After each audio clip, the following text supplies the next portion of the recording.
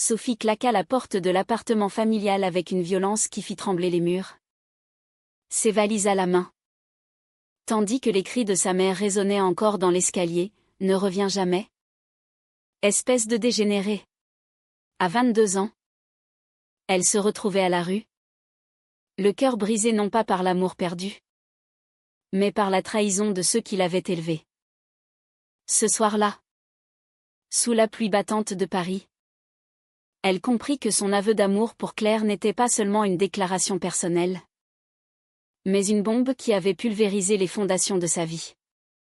Elle erra pendant des heures, le téléphone vibrant de messages furieux de son père, qui la traitait de tous les noms, invoquant la morale catholique qu'ils avaient toujours imposée.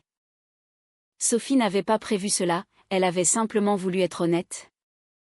Après des mois à cacher ses sentiments pour Claire, sa collègue à l'université, elle s'était rencontrée lors d'un séminaire de littérature, où les débats passionnés sur les œuvres de Virginia Woolf avaient allumé une étincelle inattendue.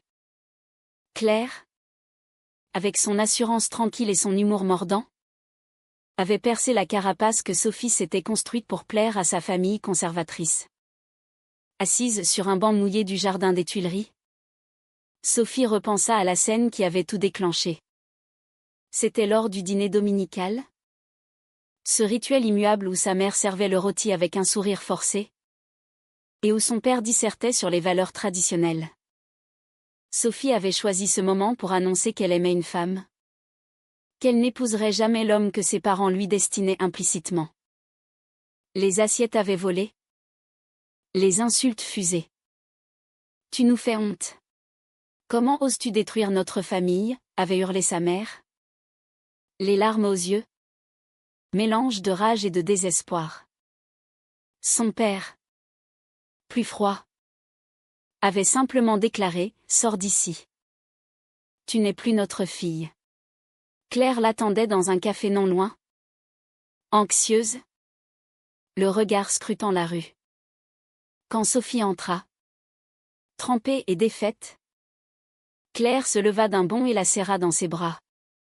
« Je suis là, » murmura-t-elle, sa voix un baume sur les plaies ouvertes. Elles passèrent la nuit dans le petit studio de Claire, à Montmartre, où les murs fins laissaient filtrer les bruits de la vie parisienne. Pour la première fois, Sophie se sentit libre. Mais cette liberté avait un prix, l'isolement total. Ses amis d'enfance, influencés par les ragots familiaux, s'éloignèrent un à un. À l'université, les regards en coin se multiplièrent, certains professeurs conservateurs notant même une baisse subtile dans ses évaluations. Les jours suivants furent un tourbillon de décisions hâtives. Sophie trouva un emploi précaire comme serveuse dans un bistrot du Marais, quartier où la communauté LGBT respirait plus librement. Claire, étudiante en droit, l'aida à naviguer les formalités administratives pour un logement social. Mais les nuits étaient hantées par les doutes. Sophie se réveillait en sueur, revivant les accusations de sa mère. « C'est contre nature. Pense à ton avenir. À des enfants. » Elle se demandait si elle avait fait le bon choix. Si cet amour valait la perte de tout ce qu'elle connaissait. Claire, sentant ses tourments, essayait de la rassurer. « On construira notre propre famille. » Sophie. L'amour vrai ne se plie pas aux conventions. Pourtant, les pressions extérieures s'intensifièrent. La sœur de Sophie, Marie, plus jeune de 2 ans, lui envoya un message secret. « Maman pleure tous les soirs. Papa dit que tu es influencé par des idées modernes perverses. Reviens, s'il te plaît. » Et dit que c'était une phase. Sophie hésita, le doigt sur l'écran, mais effaça le message. Accepter cela serait trahir Claire, trahir elle-même. Au lieu de cela, elle plongea dans sa nouvelle vie, organisant des soirées avec d'autres couples lesbiens, participant à des manifestations pour les droits LGBT. Ces moments d'euphorie masquaient cependant une faille grandissante, le sentiment de culpabilité envers sa famille. Cette boule au ventre qui la rongeait. Un soir, après une dispute avec Claire sur l'avenir, Claire voulait officialiser leur relation. Sophie craignait les répercussions professionnelles. Sophie se confia à une amie du bar. Et si ma mère avait raison? Si je détruisais tout pour une illusion? L'amie secoua la tête, non. Sophie. C'est eux qui te détruisent en te rejetant. Mais les mots ne suffisaient pas à apaiser l'orage intérieur. Sophie commença à consulter une thérapeute, payée avec ses maigres économies, pour démêler les nœuds de son éducation rigide et de ses désirs profonds. Au fil des mois, leur relation s'approfondit. Mais les ombres persistaient. Claire, issue d'une famille plus libérale, ne comprenait pas toujours la profondeur du chagrin de Sophie. Pourquoi ne les oublies-tu pas? Ils ne méritent pas tes larmes. Sophie répliquait, ce sont mes parents. Je les aime malgré tout. Cette tension créa des fissures, des silences lourds lors des dîners improvisés. Sophie se surprit à mentir à de nouveaux collègues sur son passé, prétendant une rupture amicale avec sa famille pour éviter les jugements. Puis vint l'appel inattendu. C'était son père. La voix brisée, ta mère est à l'hôpital. Crise cardiaque. Elle demande après toi. Sophie raccrocha. Le cœur battant. Aller la voir signifierait affronter le passé. Risquer un nouveau rejet. Ne pas y aller la entrer à jamais. Claire la serra, je viens avec toi. Mais Sophie secoua la tête, non. Pas encore. C'est trop tôt.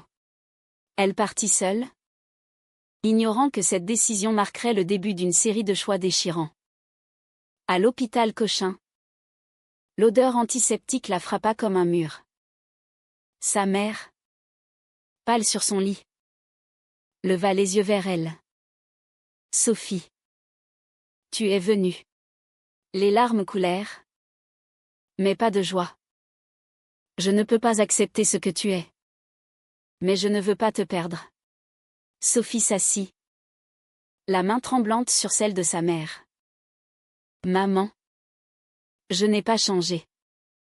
J'aime Claire. Et ça ne fait pas de moi une monstre. Le silence s'étira, chargé de non-dits. Son père entra. Le regard dur, on en reparlera plus tard. Pour l'instant, reste pour elle. Sophie rentra chez Claire avec un mélange d'espoir et de peur. Ils m'ont laissé entrer, dit-elle. Claire sourit faiblement, c'est un début. Mais Sophie savait que ce n'était que le calme avant la tempête.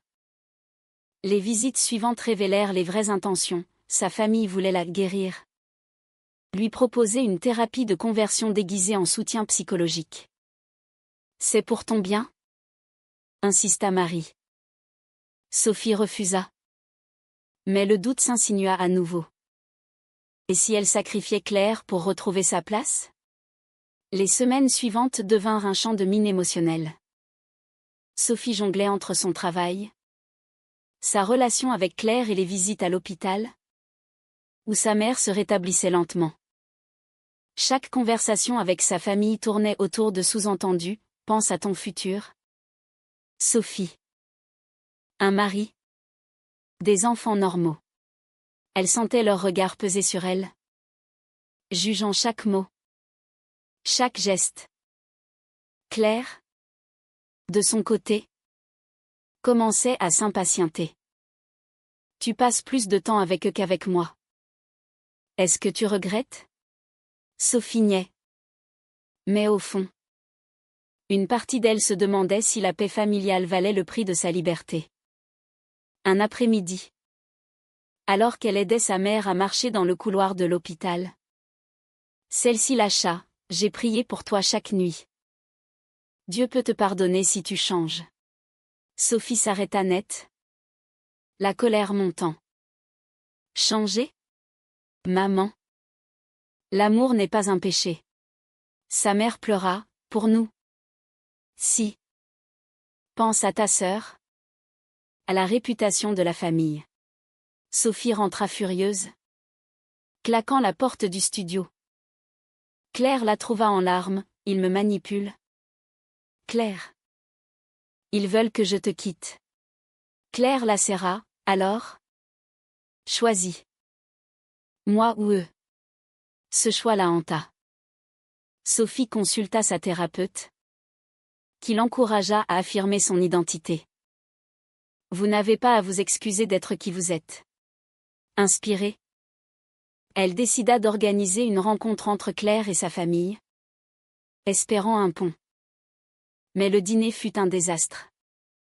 À la brasserie près de chez ses parents, dans le 16e arrondissement, l'atmosphère était glaciale. Son père ignora Claire. Sa mère posa des questions perfides. Et vous? Claire? Vous avez un petit ami?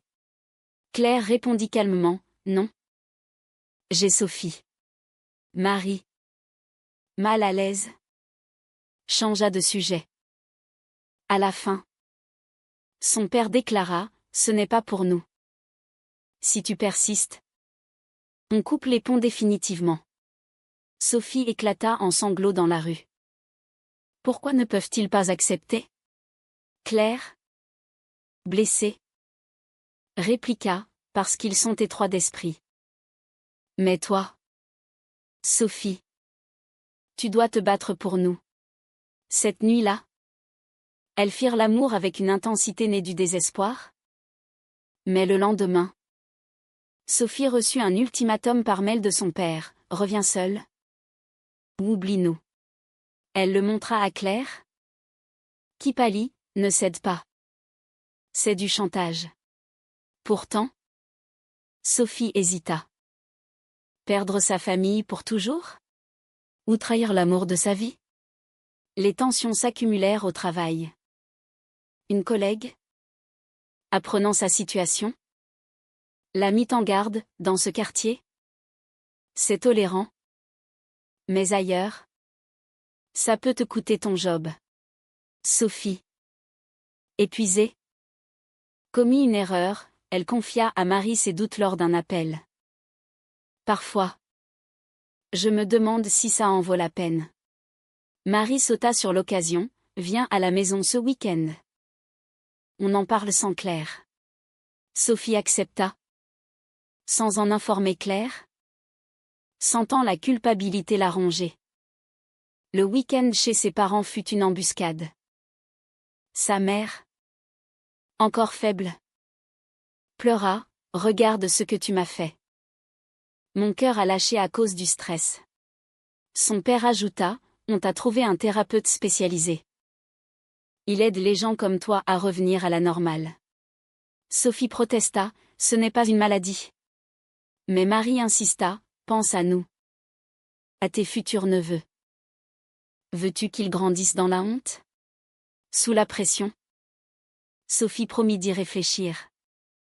Un mensonge pour gagner du temps. De retour à Paris, Claire l'attendit avec un regard suspicieux. Où étais-tu? Sophie avoua. Et la dispute éclata. Tu les as vus sans moi? Tu me trahis. Claire hurla, les larmes coulant. Si tu doutes tant, pars. Sophie supplia, non. Je t'aime. Mais Claire partit en claquant la porte, laissant Sophie seule avec ses regrets. Elle passa la nuit aérée dans les rues, repensant à leur première rencontre, à ces moments de pur bonheur avant que le monde ne s'immisce. Le lendemain, Sophie tenta de se réconcilier. Elle envoya des fleurs à Claire, avec un mot, pardonne-moi. Tu es ma vie. Claire répondit par texto, j'ai besoin d'espace. Sophie, dévastée, se tourna vers son travail. Mais les erreurs s'accumulèrent. Son patron la mit en garde, concentre-toi. Ou je te vire. Les nuits devinrent insomniaques, hantées par des visions alternatives, une vie avec Claire, libre mais isolée, ou un retour à la famille. Étouffante mais familière. Puis vint la trahison inattendue. Marie, apprenant la séparation temporaire, contacta Claire directement. Sophie veut revenir à nous. Laisse-la partir. Claire, furieuse, confronta Sophie, ta sœur m'a appelé. Vous complotez dans mon dos? Sophie nia. Mais les preuves étaient là, des messages échangés entre Marie et elle. C'était pour les protéger. Balbutia Sophie. Claire, le cœur brisé, déclara, c'est fini. Tu as choisi eux. Sophie s'effondra. Seule dans le studio vide, elle appela sa thérapeute en urgence. J'ai tout perdu.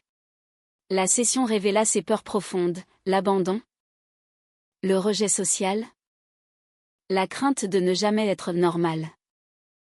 Mais la thérapeute la poussa, qu'est-ce que vous voulez vraiment? Sophie murmura, Claire. Et ma famille? Si possible. C'était impossible. Elle le savait. Les mois suivants furent un purgatoire. Sophie déménagea dans un minuscule appartement à Belleville. Quartier multiculturel où elle se fondit dans l'anonymat. Elle évita sa famille. Ignora les appels de Claire.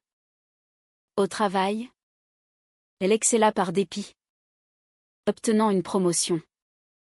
Mais intérieurement, elle se fanait. Des amis LGBT l'invitèrent à des groupes de soutien, où elle entendit des histoires similaires, rejet, suicide tenté, réconciliation rare. Un jour, elle croisa Claire par hasard dans une librairie du quartier latin. Leurs regards se croisèrent, chargés d'émotion. Claire, plus mince, les yeux cernés, murmura, Sophie. Elles s'assirent à un café, parlant des blessures. Je t'aime encore, avoua Claire. Mais je ne peux pas revivre ça. Sophie hocha la tête, moi non plus. Mais peut-être qu'on peut essayer. Sans eux. Claire hésita, seulement si tu coupes les ponts définitivement. Ce choix la déchira à nouveau. Sophie rentra, pesant le pour et le contre. Accepter signifierait abandonner tout espoir de réconciliation familiale. Refuser. Perdre Claire pour toujours. Elle choisit Claire, envoyant un message final à sa famille, je vous aime. Mais je ne peux pas changer. Adieu. La réponse fut silence. Un vide assourdissant. Les années passèrent comme un fleuve tumultueux, emportant les débris du passé. Sophie et Claire reconstruisirent leur vie ensemble, déménageant à Lyon pour un nouveau départ. Claire termina ses études de droit et trouva un poste dans un cabinet spécialisé en droits humains, défendant souvent des cas LGBT. Sophie, quant à elle, se reconvertit en enseignante de littérature, transmettant sa passion aux lycéens avec une ferveur née de ses épreuves. Elles officialisèrent leur union par un pax, une cérémonie discrète entourée d'amis fidèles. Pourtant, les cicatrices persistaient. Sophie rêvait souvent de sa mère, de ses dîners familiaux perdus. Elle envoya des cartes d'anniversaire, sans réponse. Claire, sentant sa mélancolie, proposa l'adoption. Construisons notre famille. Après des années de procédure, ils accueillirent Lucas, un garçon de 5 ans orphelin, aux yeux curieux et au sourire contagieux. Lucas devint leur ancre, remplissant la maison de rire et de chaos joyeux. À Lyon, la vie était plus douce. Le quartier de la Croix-Rousse, avec ses traboules et son esprit bohème, offrait un refuge. Sophie enseignait Wolfe et Beauvoir, encourageant ses élèves à questionner les normes. Un jour, une ado confia, « Je pense que j'aime les filles. » Sophie la guida avec empathie. revivant ses propres luttes. Claire, de son côté, gagnait des affaires, changeant des vies. Mais les nouvelles de Paris filtraient, sa mère avait guéri. Mais la famille évitait tout contact. Lucas grandit, devenant un adolescent sensible et engagé. À 13 ans, il posa des questions sur ses origines. Pourquoi je n'ai pas de grands-parents du côté de maman Sophie? Elles expliquèrent doucement, ils n'ont pas accepté notre amour. Lucas fronça les sourcils, c'est stupide. L'amour c'est l'amour. Sophie sourit. Les larmes aux yeux, oui. Mon chéri. La routine fut brisée par un appel inattendu. C'était Marie. Après 10 ans de silence. Maman est mourante. Cancer. Elle veut te voir. Sophie raccrocha. Le monde vacillant. Claire la serra, vas-y.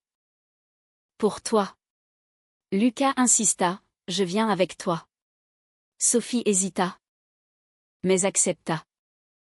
Le voyage à Paris fut tendu. Des souvenirs affluant comme des fantômes. À l'hôpital. Sa mère était frêle. Branchée à des machines. Sophie. Pardonne-moi. Les mots sortirent difficilement. J'ai eu tort. La peur m'a aveuglée. Sophie prit sa main, maman. Je t'ai pardonné il y a longtemps. Son père. Vieilli. Murmura, on a perdu tant d'années. Marie pleura, je suis désolée pour tout. Lucas entra timidement. Bonjour. Grand-mère. La mère de Sophie leva les yeux. Surprise. Tu es. Le fils de Sophie et Claire. Un sourire illumina son visage pâle. Viens là. Mon petit. Lucas s'approcha. Et elle le serra faiblement. Tu es beau. Pour la première fois. Sophie vit une acceptation naître dans les yeux de sa famille. Mais le destin frappa cruellement. Sa mère décéda 2 jours plus tard, laissant un vide béant. À l'enterrement, Sophie prononça un éloge émouvant, elle m'a appris l'amour. Même dans l'erreur. Son père l'invita chez lui après, parlons. Assis dans le salon familial. Il avoua, j'ai lu des livres sur ça. J'ai compris trop tard. Marie ajouta, j'ai une fille maintenant. Je veux qu'elle connaisse sa tante. Sophie rentra à Lyon avec un mélange d'espoir et de prudence. Claire l'accueillit, comment ça s'est passé? Mieux que prévu. Lucas a charmé tout le monde. Elles décidèrent d'inviter la famille à Lyon. Le week-end fut awkward au début, regard fuyant. Conversation polie. Mais Lucas brisa la glace. Racontant des anecdotes drôles. Son père complimenta Claire, vous avez bien élevé ce garçon. Marie confia, j'ai honte de ce que j'ai fait. Pourtant, des tensions ressurgirent. Lors d'un dîner, son père glissa, au moins. Lucas a 2 mamans stables. Mais un père aurait été mieux. Sophie serait dit, papa. Non. Claire intervint calmement, nous sommes sa famille. Le silence suivit. Mais le lendemain, des excuses arrivèrent. Je m'habitue. Les visites se multiplièrent, tissant des liens fragiles. Lucas adorait son grand-père, jouant aux échecs avec lui. Marie et sa fille vinrent souvent. Sophie sentait une guérison s'opérer. Mais les vieux doutes persistaient. Et si c'était trop beau? Claire la rassurait, on a payé le prix point maintenant. Profitons. Un soir, après une dispute mineure avec Claire sur l'éducation de Lucas, Sophie appela Marie pour conseil. Tu es une bonne mère? Dit Marie. Mieux que nous l'avons été. Cela réchauffa Sophie. Mais réveilla des questions, avait-elle sacrifié trop? Lucas.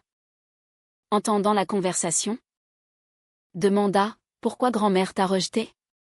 Sophie expliqua « À cause de l'amour pour Claire. » Lucas hocha la tête « C'est idiot. Je t'aime comme tu es. » La vie continua. Avec ses hauts et bas. Sophie publia un essai sur son expérience. Anonymement d'abord, puis sous son nom. Les retours furent mitigés, soutiens enthousiastes, critiques virulentes. Une lettre anonyme la traita de « perverse », ravivant les peurs. Claire la soutint, c'est le prix de la visibilité. Puis vint le moment pivotal. Lucas, à 16 ans, annonça « Je suis gay ». Sophie et Claire le serrèrent, on t'aime tel quel. Mais la famille ? Sophie craignit un nouveau rejet. Lors d'une visite, Lucas le dit à son grand-père. Le silence tomba. Puis, tant que tu es heureux. Sophie pleura de soulagement. Marie ajouta, on a appris de nos erreurs. Les liens familiaux, autrefois brisés, se ressoudèrent lentement, comme une plaie cicatrisant sous un bandage patient. Sophie et Claire invitaient régulièrement la famille à Lyon, transformant les week-ends en occasion de rédemption. Son père, retraité, passait des heures avec Lucas, lui enseignant l'histoire de France avec une passion nouvelle. J'ai raté tant avec toi, Sophie, confia-t-il un jour. Mais avec lui, je me rattrape. Sophie sourit, c'est déjà beaucoup. Pourtant, des ombres planaient. Marie, divorcée, confia ses propres doutes, et si j'avais été comme toi ? J'ai épousé un homme par devoir. Sophie l'encouragea, il n'est jamais trop tard.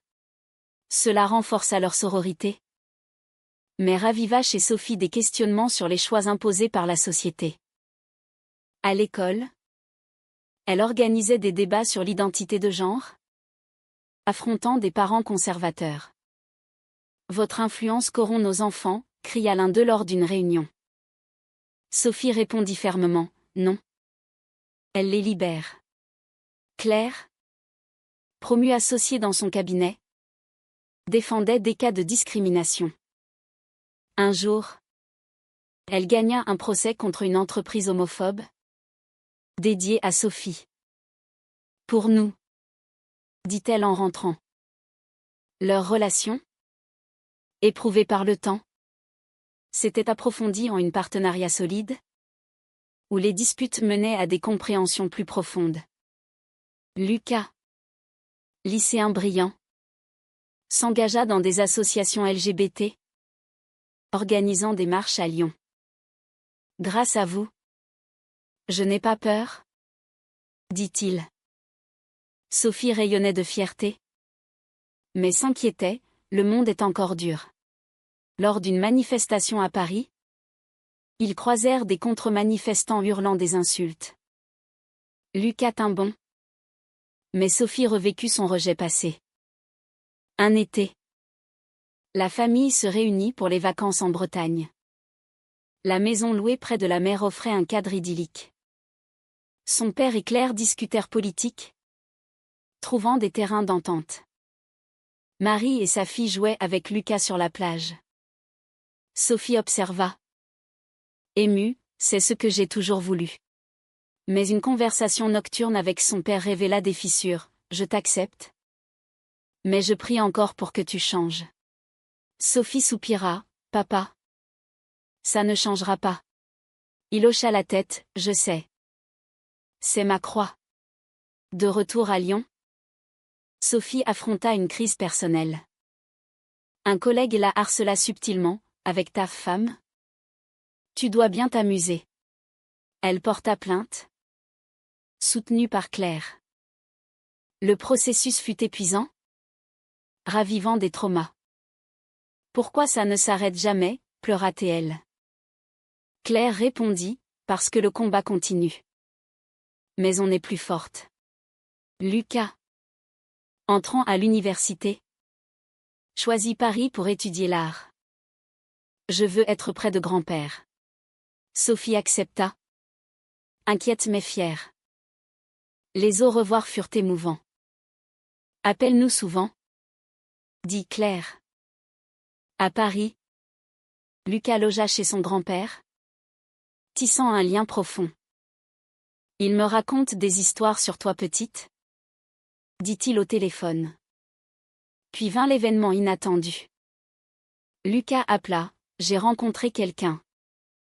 Un garçon. Sophie sourit, raconte. Il s'appelle Antoine. Grand-père l'a rencontré. Et il l'aime bien. Sophie fut stupéfaite, vraiment? Oui. Il dit que l'amour est l'amour. Lors d'une visite, Sophie vit son père interagir avec Antoine. Poliment mais sincèrement. Ton fils est un bon gars, dit-il à Sophie. Comme toi. Les larmes montèrent. Marie. Présente. Avoua, j'ai vu un thérapeute. Pour comprendre mes préjugés. La famille évoluait. Lentement. Mais le destin testa à nouveau. Claire fut diagnostiquée avec un cancer du sein. La nouvelle frappa comme un ouragan. Sophie s'effondra, pas toi. Les traitements commencèrent. Épuisant. La famille accourut, son père offrit du soutien financier. Marie aida avec les repas. On est là, dirent-ils. Lucas rentra souvent, tenant la main de Claire. Pendant les chimios, Sophie et Claire repensèrent à leur parcours. Sans toi, je n'aurais pas survécu, murmura Claire. Sophie répondit, on s'est sauvés mutuellement. La maladie força des confrontations, Sophie avoua à son père ses peurs passées. J'ai failli te choisir toi. Il pleura, j'aurais eu tort. Claire guérit après un an de bataille. Plus forte. La famille célébra. Unie. Sophie publia un livre sur leur histoire. Amour rejeté. Amour reconquis. Les critiques furent positives, inspirant d'autres. Lucas, diplômé, annonça ses fiançailles avec Antoine. Vous serez mes témoins? Sophie et Claire acceptèrent. Émus. La cérémonie. À Paris. Réunis tous. Son père leva un toast, à l'amour. Sous toutes ses formes. Pourtant, des doutes persistèrent. Une cousine conservatrice boycotta, rappelant les divisions. Sophie se demanda, avait-elle payé trop cher? Les années suivantes consolidèrent cette unité fragile. Sophie et Claire, maintenant dans la cinquantaine, voyageaient souvent, profitant d'une retraite anticipée grâce au succès de Claire. Lucas et Antoine fondèrent une famille, adoptant une petite fille, Emma. Vos petites filles, dit Lucas en présentant l'enfant. Sophie la berça. Les yeux brillants, elle est parfaite. Son père, âgé, vivait chez Marie, mais visitait Lyon régulièrement. J'ai beaucoup appris de toi, confia-t-il à Sophie. Le monde change. Marie, remariée à une femme libérée. Avoua, tu m'as inspiré. La famille élargie accepta progressivement, bien que des tensions sporadiques surgissent lors de débats politiques. Sophie, écrivant ses mémoires, réfléchissait aux coups, les années perdues, les blessures émotionnelles, les choix déchirants. Était-ce juste, se demandait-elle. Claire répondait, oui. Car regarde ce qu'on a construit. Lors d'un anniversaire familial, Lucas serra Sophie dans ses bras. Merci d'avoir tenu bon. Puis, il se tourna vers son grand-père, l'homme qui avait jadis rejeté Sophie, et l'embrassa tendrement. Merci d'avoir changé. Le geste symbolisa la boucle bouclée, du rejet à l'acceptation. Sophie observa. Le cœur plein. Mais au fond, une question persistait. Gérant des débats intérieurs, le pardon efface-t-il vraiment les dommages causés par le rejet initial? Ou n'est-ce qu'une illusion pour survivre? Était-il juste que Sophie ait dû payer un tel prix pour son amour? Alors que sa famille n'a changé qu'après des années de souffrance?